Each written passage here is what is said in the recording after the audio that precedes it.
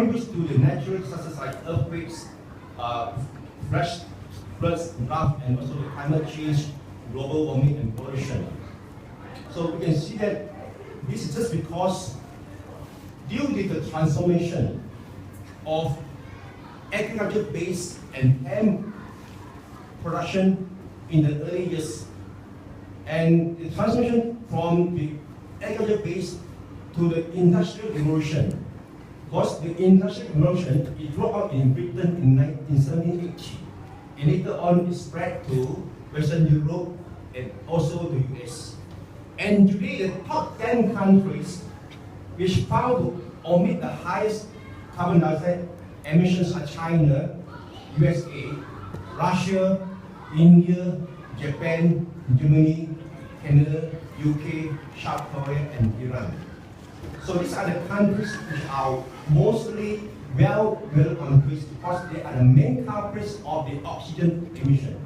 Now, technological advancement, of course, it brings advancement and brings good innovation to science and bring a better life to people.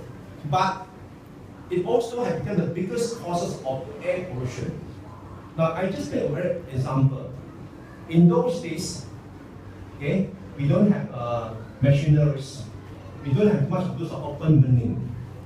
And the factors which contribute to pollution are mostly the vehicle exhaustion, the indoor emissions, smoking, mining operations, fertilizer dust, chemical, pesticides, the power lines, TND, right? The radioactive fallout, the indoor air pollution, industrial activities, the increase of work operation, and also waste disposals. Now, perturbaan amal I found it in 2003. Actually, my intention is try to promote recycling as easy as ABC. When I start to establish this, they call it PASS, many people have been asking, well, I associate a lot of expatriates from overseas. Well, I'm very keen in recycling. I've been doing my own country. So when I got here, I don't know where I sent to. People were asking, where are the recycling centers? Where can they send to? And number three, we're asking, what are the things can be reused? What are the items can be recycled? There are so much of these questions. Okay? So we try to make it very simple. And we've got about 300 orange color bins we scattered around in Kerja way. So these bins we put everywhere. People can just drive and drop the items into the bins there, right? And also in every weekend on Saturday and Sunday, we have 25 mobile collection centers because many people they like to hand the thing to the staff, okay, and kind of a personal touch. You can send it today every morning from 8 a.m. to 1 p.m. I'll be there station at those in wet markets or in those community fields for easy for people to drop the things into and send it to our people. And lastly, we have pickup points. So we have the free pickup for bulky items like furniture, electricals, okay, they cannot drop into the bins. We can send our truck to give a free operation. And today you can see that we have the finest, we have the biggest networking in the Klang Valley because we are trying to make it very professional. And if there's any call from the public, within 48 hours, we repeat collection from the house or from the office. Now, everybody know about 3R. Reduce, reuse, and recycle. Actually, the simple philosophy is just because when we buy a bottle of mineral water, right? The bottle, it's just because we want a container. So when we buy water, a drink, we try to make the maximum use of the bottle, right? Until the bottle is already worn out, then we only send it for recycling. Just because we do commercial packing, it makes so simple and easy for people to buy and throw away. This is because of the habit of throwing. And all the trash will go into the drain. The drain will flow in the river will flow into the ocean. And now we see that many of those, many of the animals living in the marine, they are biting plastics. And the human will eat those seafood. In other words, we are eating contaminated or plastic food. Because most of the seafood we are eating, they are feeding on plastics, which are thrown by human beings. Okay? So it means that we are eating toxic food. Now, many people, we don't care whether they are from the high class or the middle class or the lower class or maybe the professional, the earned people. They feel to comply to recycling because they are not disciplined enough. Why we say that is discipline? Because when we need to be disciplined ourselves, when we buy something, we have to ask ourselves, do we really need to buy the item? Right? Many people when they bought the items, they just keep it and never use. Now, we have already accumulated a lot of trash, a lot of those unwanted rubbish. And later on, we throw away. Okay? So we have to ask whether we really need to buy. Now, how I do recycling at home? Okay. My example is I put 3 garbage bags in my house. Right? For papers, books, magazines, I'll put in one bag. But of course, those papers like black and white, isn't it? If the bag is blank, I will reduce it. I'll try to reduce it. And those toys, bags, sometimes like the hats or caps, I'll put in one bag. So those glass bottles, plastic bottles, right? Aluminum cans, I'll put in one bag. Once it's full, I'll send it to the nearest recycling center. So this is very simple. Now, just now we said that we have this plant a tree. In fact, these items, we are one of the NGO. We are more on the regular basis because we don't plant a tree on something like the Environment Day or Special Day or any Green Day. We do it on a very regular basis. We plant every month. We donate trees to the schools, to welfare homes, because we want somebody to take care of the trees. We are not planting because we are planting trees which are about 6 feet high and above. We want people to maintain it. So trees are very important because many of the developers, when they try to build houses or shops or buildings, they cut down a lot of trees. And imagine that trees have been decreasing, but the world population is increasing. And then more and more people are smoking nowadays.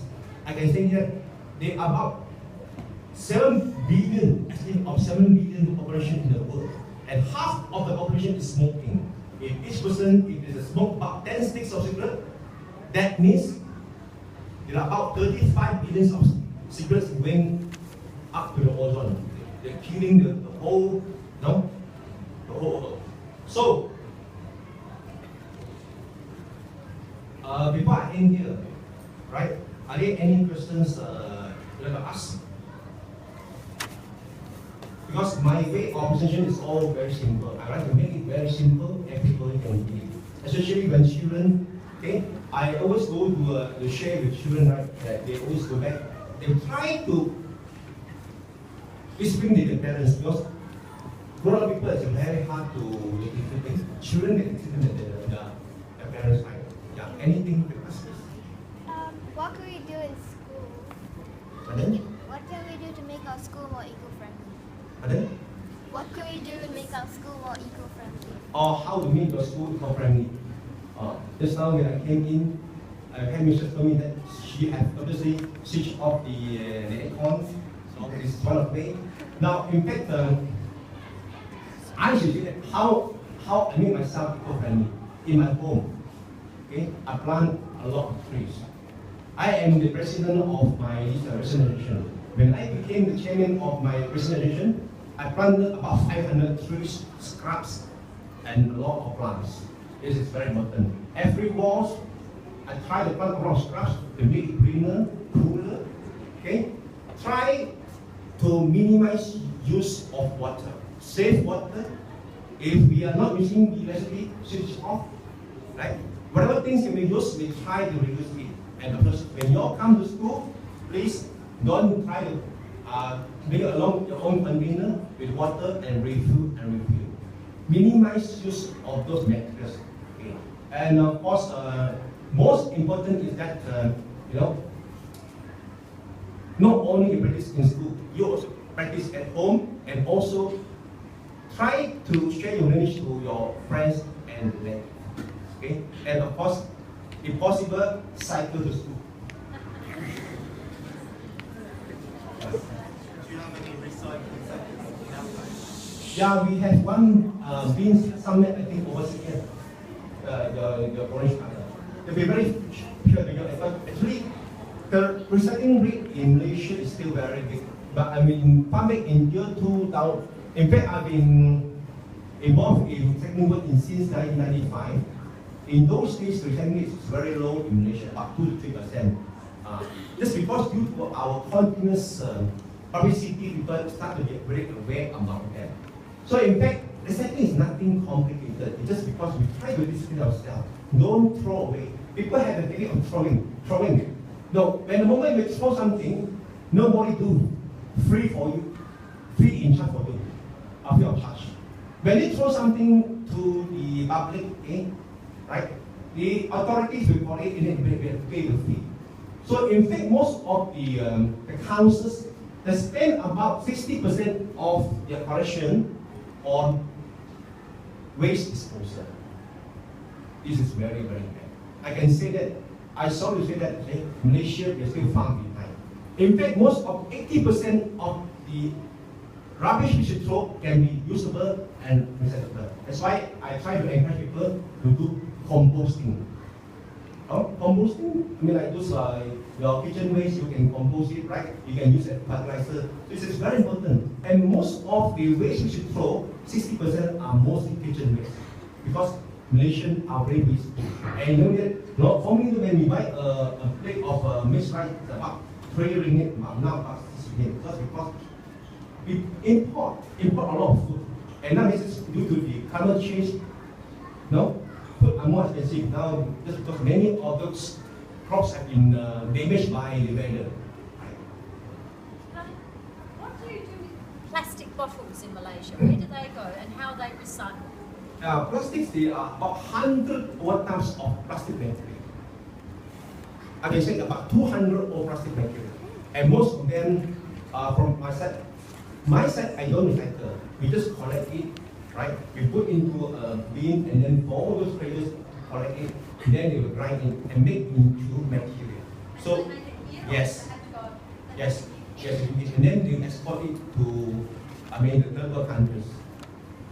And I tell you, like e-waste are the main culprit. E-waste, battery, and e-waste. That is very toxic, right? I visited because to make myself, like in my factory, I don't feel like going back to work. Okay? When I go back to my office, I try to make something a holiday resort. A lot of trips. Okay? I make fountains, fish, trees, something which you feel very relaxed. You enjoy a kind of good quality air. You know that now we are drinking water, we are buying water. So I heard in some countries you are trying to buy oxygen. So you go to China, my goodness, you see. People there, they only want money. They don't want their life. It's so polluted. For many countries, it's like hell. So whenever I go to those countries, I will cover myself with a mask. So some countries are doing well, like New Zealand is doing very well, okay? Switzerland, and the air quality is very good. Yes, sir? I was going to ask, is it possible to get one recycling centre at our school? No, we don't put center, we just put bin here. You can put all different things, and our guys can collect it on a daily basis. Would that be possible to do? Yes, possible. Yeah, and you see, our bees are not in like those in other countries which why you will put one for plastic, one for paper, and one for cans. No, we don't. It's all put in one. Yeah, just Malaysia is different. Due to the our situation is different in other countries. You put all those very essential things, many of the good stuff will be taken away by those those workers. Actually, cycling is nothing. Nothing serious. We try to make it very simple because we try to make it as a part of our life. Okay. Whenever we throw something, we think carefully before we throw. You know why? When everybody think that, oh, recycling or rubbish disposal is nothing to do with me. To be very frank, every rubbish is something is concerned to us because it affects our life, our health. I remember in a few years ago when I attended a world exposition. Okay. So I will try to attend something, any special technology which will be shared by USA. So the American side, they show something story about Go Green, talk about the children. They try to make the whole environment clean, but people try to sabotage. Okay? But the children try to be very consistent. Okay? They plant a lot of trees and flowers. And finally, this because you have consistency and consistency, they really touch the people and the neighborhood, them to try to prevent the whole area. Okay? So we are now living in a place of health. But if we were to believe in karma, if we were to believe in reborn or rebirth, okay, one day, if we were to be born 100 years later or 200 years later, just imagine, we don't know what happened to Mother Earth. Okay? The whole earth is, all trees are being cut down, rubbish everywhere, no more beautiful beaches, no more beautiful oceans. All the mountains are cut out. We are living in a place where you can only see that all high-rise buildings, only cement. Just imagine that. So, folks, we have to start now. Okay, you all have a responsibility because the environment is all something concerned to our health. It's very important. Okay? And don't you see that many rich and famous people, they like to build the bungalows, their houses, and hilltop, they enjoy the trees, right? Not, but they themselves they cut trees. Okay?